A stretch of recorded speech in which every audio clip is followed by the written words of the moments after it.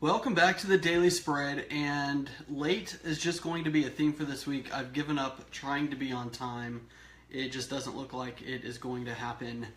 Um, Sorry about that. Today is Thursday, April 6th. This is the Daily Spread brought to you by LandGrantGauntlet.com. I'm Chris Ross. You can give us a follow on at @the_LGG there on Twitter if you do the tweeting. The tweets, who knows what you call it. If you're watching this on YouTube, hit the subscribe button. That's a huge help. If you like it, like it. If you don't like it, well, as we talked about yesterday, don't like it. There's a little bit to talk about. It is kind of a slow news day. One thing I want to get to is I want to welcome, we have a new writer joining the staff. You'll see his work here very shortly. His name is Jay Jordan. If that's not familiar, you probably know him better as 52 Trap, especially if you are a frequenter of Wide Right and Natty Light, the Iowa State SB Nation blog. He contributes there. He's an X's and O's kind of guy. He played for Iowa State from 90 to 94, I believe. And very excited about what he's going to bring to the Land Grant Gauntlet. I forgot to mute that today. It's one of my favorite episodes, but forgot to mute it. Okay, that's better. He'll be a great addition to the staff. I'm really excited about what he's going to be doing. I love X's and O's pieces. I hope you guys do too. Since Thomas Fleming left, we haven't had a whole lot of that on the site, but hopefully that's something we will be bringing back as Jay is currently working on that as we speak. So definitely excited about that. Speaking of X's and O's, when I was digging around for kind of news today and last night and wondering what in the world am I going to talk about today, because there is just very, very little news, I kind of thought it'd be cool to kind of go back to the archives and look at some of that film room stuff that Thomas Fleming did for us. He's now over at Pistols Firing, making money, doing big things. Very, very excited for him. Very proud of the stuff he's been able to accomplish. If you guys don't know who he is, definitely check him out on Twitter. Just an incredible mind for football. A very, very good X's and O's guy. And he's incredibly young, which makes it all that much more impressive.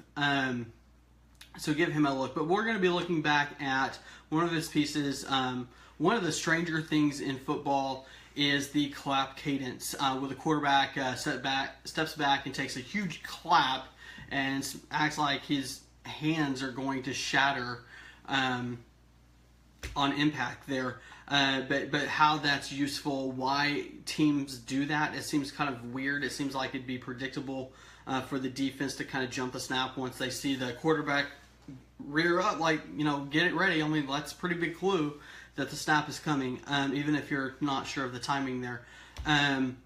But we'll look at that. There is a little bit of news to get to. We'll definitely talk about that. But we are entering the doldrums of summer, and as spring practices wind down, it is only going to get worse from here.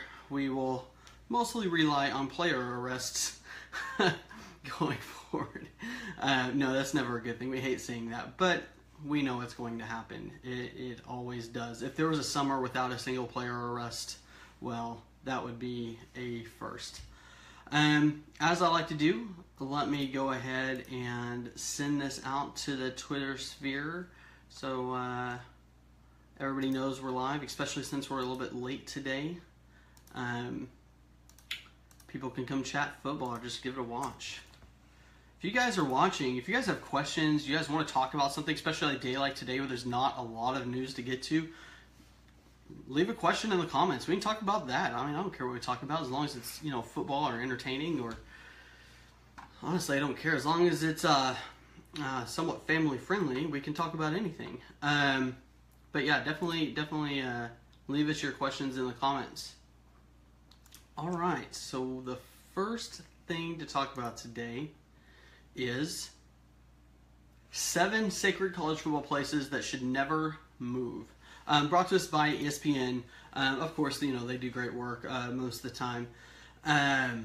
But they go through and they look at college football games that just have unique environments, and a Big 12 game definitely made the list. As you can probably imagine, it was the Red River Rivalry, Showdown, Shootout, whatever you want to call it. It's the Showdown now, but I don't know. I've always thought of it as the Red River Rivalry. I guess I'm a little bit old school that way. I don't understand why Showdown is better than Shootout, or I don't know, whatever. But here's what ESPN has to say. The Texas-Oklahoma, it's played in Dallas, the Dallas State Fair. It's now called the Red River Showdown. Has been played since 1900, but these two didn't play in Dallas until 1912. So, the history of this game is just incredible. Since 1929, the game has been played annually at the Cotton Bowl Stadium in Dallas during the second weekend of the State Fair of Texas in October. Both campuses are about equidistant from Dallas. I think Norman's a little bit closer, actually, but roughly equidistant. And having the State Fair in the background just adds to an already incredible atmosphere. If you've never been to the game, it is one of college football's best, even if you don't have tickets. As the State Fair is just incredible to go to. There's nothing else like it in college football. It is truly unique, and it doesn't even matter years like this year or the last couple where Texas has been down, because obviously they've beaten OU a fair share of those games where Texas has been not great.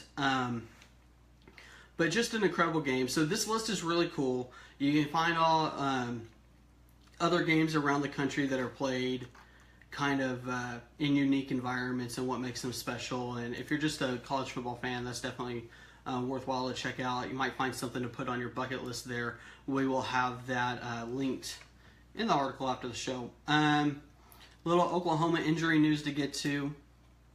Jordan Parker, cornerback for the Sooners, I believe in his sophomore year, he's out with a stress fracture in his left foot.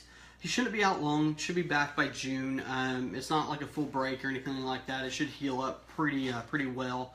If you remember, this time last year, he was being held out recovering from heart surgery. So definitely not as bad as that this time.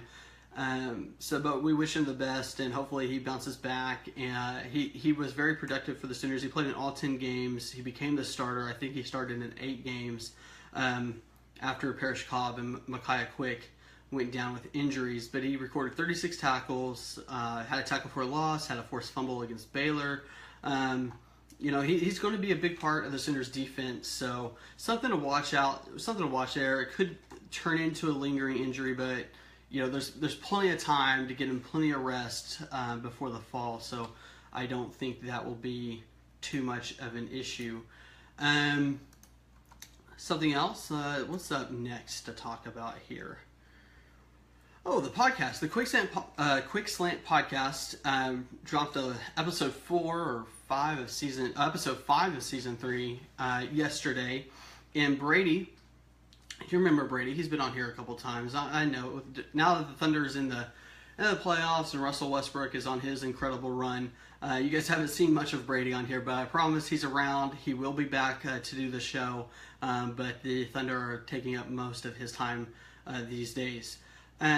But Brady did put together a podcast. He talked with UT Tailgaters. They're focusing on Longhorn football. They talked a little NBA and about Kevin Durant and how it was to root for Durant, even though he's playing for an Oklahoma team. As a Texas fan, did that pose any issues or conflicts, internal struggles? So it's a really fun show. They give their dark horse candidates of who they think could win the conference. I'm not going to give anything away. You're definitely going to have to give that a listen. Brady's is maybe a little out there. I will say that Brady's dark horse candidate is not in my top 5. I do like this team, but they are not in my top 5. So he really went out on a limb, I believe, there. They talked a little bit about TCU and and how they found success in most athletic ventures that they're in across the board there. Definitely a great listen. If you have an hour, it's right at an hour and 47 seconds. So if you have a spare hour, kind of download that and listen to it when you can. great show there from Brady and UT Tailgaters. A huge shout out and thank you for UT Tailgaters for coming on. We definitely appreciate that. And it's just fun. We love to talk college football, and that's why we're here. Next up, we're going to dip into the archives a little bit, and the article I was talking about, the clap cadence. I was thinking I might just repost this to the front page and kind of do that so often. Kind of go back through our archives, and if something is kind of transcended the time period of when it was written, we can kind of repost it and look at different things. But this looks about how quarterbacks are using that clap cadence to kind of run their offense. I mean, that's what a cadence does. The timing and everything. And what that allows the teams to do, why it talks about why teams are using it, and the primary reason is even in a loud environment on the road, the noise of the clap cuts through that noise, and they can hear that better. So that's one reason, and you can do kind of some things with it. It can be predictable, but they can do some things with it to kind of hide exactly when that's going to be with fake, false claps and that kind of thing. But it's primarily for a noise. If you've ever looked at it and been like, what are they doing? It's to cut through the noise, and a lot of teams have gone to that. It's not my favorite cadence in the world, but teams like Oklahoma State have taken to it, and it seems to be working for them. So the article kind of talks a little bit about it and why teams like it. All right, guys. Last thing to talk about today. We almost made it through the whole show. Coach Bill Belichick is headed to Austin. This is pretty cool, actually. It looks like he's going to do a coach's clinic this weekend, coming up here, I guess starting tomorrow and Saturday. He'll be there. And Tom Herman spoke a little bit about Belichick's upcoming visit with the media yesterday, and he said, Belichick is going to speak to our staff, and certainly we'll try to get him in front of our team before practice, Coach Herman said. He's scheduled to spend a couple of hours with our staff. It's a tribute to what the University of Texas is. It's a tribute to the guys who've played for us, not just at the University of Texas, but us as a coaching staff and the guys who've gone here. The Malcolm Browns of the world, that Coach Belichick would think enough of us to want to get to do that. Again, it's our privilege to give that back to the high school coaches in the state. It'll be, according to Jan Allgood, the most attended high school spring plan that we've ever had here, which is a testament to, obviously, his draw and power, but also our relationships with the high school coaches, and they're feeling welcome to come here to Austin. Definitely pretty cool. It's just a you don't have a 5-time winning head coach, Super Bowl guy coming through the doors very often. It is pretty cool. So what do you guys think? Does that mean anything to the team? Does that provide a benefit to have a coach like that come and speak to your staff? What does that mean? Does it mean anything? Is it a? Let us know. What's your thoughts on it? Definitely kind of like to hear that. Okay, guys. I think, like I said, slow news day today. Little injury news. Bill Belichick, traveling to Austin for the weekend, and that's about all we have to talk about on that front. Let me kind of scroll through the news just to make sure I'm not missing anything incredibly big here. Masters is this weekend. It's not really Big 12, but there's some Big 12 guys in it, so that's pretty cool. Give that a watch. Yeah, guys, I think that's going to do it for today. Join us tomorrow. Will be Friday. Should be a good show because it's the end of the week, and who doesn't love Friday? I'm Chris Ross. This has been the Daily Spread on Thursday, April 6th, brought to you by LandGrantGauntlet.com. If you're on Twitter, give us a follow at the_LGG.com. Not .com. I'm thinking of something. Yesterday we secured the domain name thelgg.com. So it'll give us a little bit of options to do some different things. I'll get to more on that later. But our Twitter handle is the_LGG.